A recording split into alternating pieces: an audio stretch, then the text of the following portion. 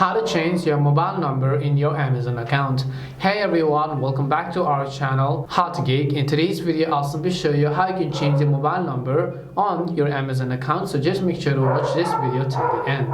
If you'd like to change the mobile number of your Amazon account, all you have to do is go ahead and launch the Amazon shopping app first.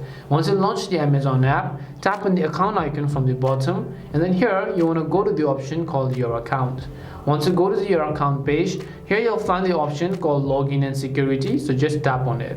Once you tap on login and security, over here you'll be able to see all these options, and you can see your current phone number over here. If you've not added the phone number, you'll see the add button. If you've already added, then you'll see the edit button. So you just need to tap on the add or edit button over here, enter the new number that you would like to use, and then tap on the continue option from the bottom by also selecting your country code first of all. And once you've done that, after you verify the OTP code, you would have successfully added your new number. And that is basically how you can change your mobile number on your Amazon account. We hope the video was really helpful, and if it did help you, make sure to leave a like and subscribe to our channel. If you've got any more questions, feel free to leave them down. Thank you very much for watching, and see you soon in our next video.